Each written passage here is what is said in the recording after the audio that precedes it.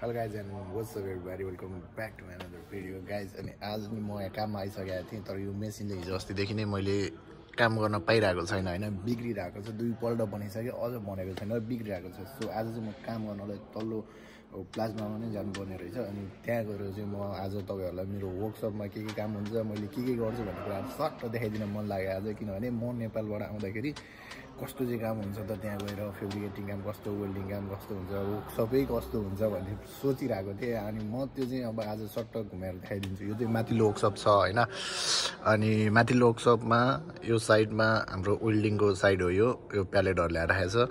यो त अब मैले काम गर्ने ठाउँ प्लाज्मा भइगयो। यो साइडमा चाहिँ एसएस छ, एसएसमा के काम भएको छ देखाइदिन्छु। दुईटा फोर्कली बसेको छ। यो एउटा माथिको भनेको ठुलो क्रेन भयो, अर्को यो पहेँलो कलरको एउटा, यता दुईटा भनेको यो जोस जताततै हुन्छ भनेको यहाँ पनि छ अनि यहाँ पनि छ। यो चाहिँ सानो क्रेन चाहिँ पर पर्सनको लागि हाम्रो यहाँ राखेको हुन्छ। अनि त्यही हो, यहाँ चाहिँ यस्तो छ। अनि म एसएसमा के काम भइरहेको छ देखाइदिन्छु। बाँकी भनेको चाहिँ म फेरि तल गएर पनि तल के काम भएको छ र मैले के काम गर्छु भने देखाइदिन्छु। आज चाहिँ सानो छोटो इन्फर्मेसन टाइपको नै भिडियो बनाइदिएको हो मैले। गाइज आज पनि मेरो प्लाज्माको मेसिन चाहिँ बनेको छैन। काम चाहिँ मेरो प्लाज्मा नै छ, तर तलपट्टिको प्लाज्मा छ। यो चाहिँ माथिको भन्दा हल्का ठुलो प्लाज्मा छ होइन, त्यो दामी प्लाज्मा पनि छ। माथिकोले चाहिँ 2000 बाई 6000 मात्र काट्छ भन्छ, यो चाहिँ ठुलो छ। यसले चाहिँ 12000सम्म काट्छ, त्यहाँभन्दा डबलै काट्छ। आज मैले काम गरेको प्लाज्मा चाहिँ यो हो होइन, यहाँनिर काम गरिरहेको छु। यो माथिको पाइपलाइन त थाहा भइहाल्छ, कलरले नै थाहा हुन्छ के कलर छ भनेर। हाम्रो तल्लो वर्कसप चाहिँ यो भयो। यहाँनिर ट्याङ्कीहरू बनिरहेको छ, उतापट्टि वेल्डिङ सेक्सन काम हुन्छ। यो प्लाज्माको भयो। अनि अर्को प्लाज्मा छ, मेन ठुलो प्लाज्मा चाहिँ यो भयो। यसले चाहिँ अब ड्रिलहरू गर्नुपर्ने, हेभी काट्नु पऱ्यो भने चाहिँ यसले काट्छ। यसले चाहिँ नर्मल्ली काट्नु पऱ्यो भने चाहिँ यसले काट्छ होइन। 12000 को लामो 12000 mm भनेको 12 मिटरको प्लेट हालेर काटिरहेको छु मैले अहिले। अनि अहिले चाहिँ हाम्रो खाना टाइम हो। खाना टाइममा यसो झुलुक्क भिडियो बनाइदिएको मात्र हो होइन। अनि हल्ला हुन्छ नत्र भयो, यहाँ भिडियो बनाउनु मिल्दैन। यस्तो काम चाहिँ त्यही भइरहेको छ।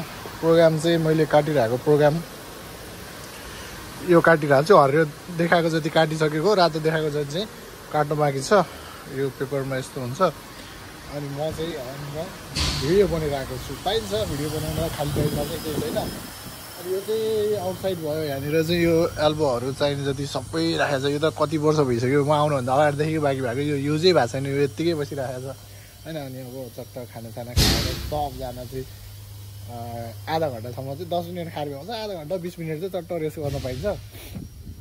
अनि त्यही बेलामा चाहिँ यसो भिडियो बनाउनु त त्यही त हो, नेटवर्किङ टाइप त हो। अब सधैँ त कहाँ बस्न पाइन्छ, भिडियो सिडियो बनाउन चाहिँ पाउँछु मैले चाहिँ। किनभने म अब प्लाज्मा काम गरेर हुन्छ, म बसिराख्ने हो, भ्याएपछि चाहिँ टिप्ने यताउता राख्ने लेख्ने कामहरू हुन्छ। बनाउनु त भ्याइन्छ, तर यति हल्ला हुन्छ कि त्यो बनाएर केही बुझिँदैन, त्यो भएर चाहिँ बनाइँदैन।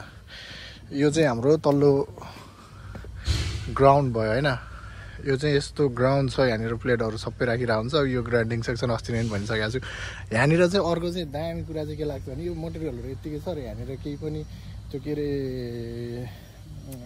क्यामेराहरू पनि छैन होइन। उता तलतिर यता चौरतिर चाहिँ केही पनि छैन। अनि गेट पनि खुल्लै हुन्छ, 24 घन्टा काम गरेको छ। यो प्लाज्मा छ नि दुईवटा, यो प्लाज्मा चाहिँ 3 सिफ्ट चल्छ। 3 जनाले 8 घन्टा 24 घन्टा चलाउने हो। यो माथिको चाहिँ तलको चाहिँ माथिको चाहिँ म एक्लै छु, 12 घन्टा 10 घन्टा चलाउँछु। अनि एनी टाइम चाहिँ गेटहरू खुल्लै हुन्छ। उहाँ तलसम्म मान्छे कोही पनि हुँदैन, 2-4 जना मात्रै हुन्छ बेलुका काम गर्ने।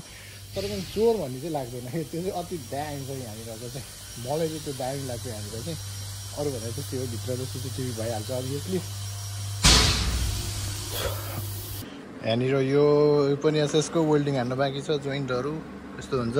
अनि यो अलि ठुलो भयो, यो अझै ठुलो छ, यो भयङ्कर ठुलो छ। अनि यो टी जोइन्ट रहेछ, यस्तोमा हान्नुपर्ने हुन्छ। अनि यस्तोमा हुन्छ। अनि एसएसमा चाहिँ के गर्नु, पर्चिङ गरेर चाहिँ हान्नु रहेछ, आर्गन ग्यास दिएर हान्नु रहेछ। त्यो मलाई थाहा छैन, मैले नेपालमा चाहिँ माइल स्टिलको हल्का गरेको थिएँ। अनि यहाँहरू बल्ल थाहा भयो कि यसलाई चाहिँ आर्गनको पर्चिङ गरेर होइन, ग्यास हालेर पर्चिङ गरेर अनि त्यस पछाडि चाहिँ वेल्डिङ हान्नु रहेछ। वेल्डिङ हानेको पिस चाहिँ यस्तो छ, यस्तो वेल्डिङ हानेका छन् यहाँ चाहिँ। अब यो एसएसको काम चाहिँ कस्तो हुन्छ भन्ने कुरा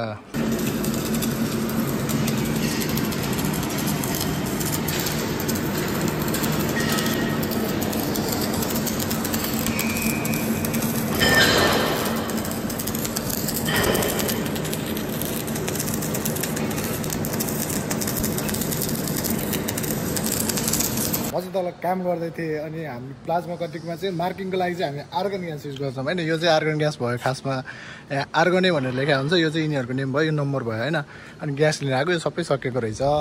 अनि मलाई चाहियो त आर्गन मैले यहाँ हेरेँ तर एउटा पनि आर्गन छैन त्यो त मलाई आज जसरी नै भ्याउनु छ आई डोन्ट नो अब कसरी चाहिँ काट्छु मैले थाहा छैन आर्गन ग्यास केही पनि नहुन्छ रहेछ अब यो भयो भने चाहिँ एकदम समस्या हुन्छ कहिले काहीँ चाहिँ अब आज फेरि स्याटरडे हो पनि खुल्दैन अनि ग्यास पनि सबै सकिएको रहेछ थाहा छैन मलाई अब कसरी काट्छ अर्को प्लाजोबाट स्याटरडे ल्याएर काट्नुपर्छ होला मेबी अब यस्तै छ यो चाहिँ अलि हल्का ठुलो खाले फोर्कलिफ्ट छ त्यो भएर चाहिँ अब गाह्रो छ कहिले काहीँ अब भनेको जस्तो हुँदैन काम भ्याउनु पर्ने हुन्छ तर अब के गर्नु भने समस्या यस्तो यस्तो आइरहेको छ अब यताउता गरेर मिलाउनु पर्ने हुन्छ काम गर्दाखेरि अनि गाइज म चाहिँ यहाँ तल प्यालेट लिनको लागि आएको थिएँ मलाई चाहिँ प्यालेट चाहिएको थियो होइन तर प्यालेट सकिसकेको रहेछ यतातिर प्यालेटै रहेनछ नयाँ प्यालेट भोलि पर्सितिर आउँछ होला यो पछाडि चाहिँ यो गाडी भनेको चाहिँ यहाँ जति पनि सामानहरू बनेको छ त्यो लोड भएर बसेको गाडी हो यतातिर त हामीले फोरहरू फाल्ने टाइपको छ यो चाहिँ सबै बिग्रेको भयो यतातिर चाहिँ हाम्रो प्यालेटहरू छ यो ग्राइन्डिङ सेक्सन यो चाहिँ तल्लो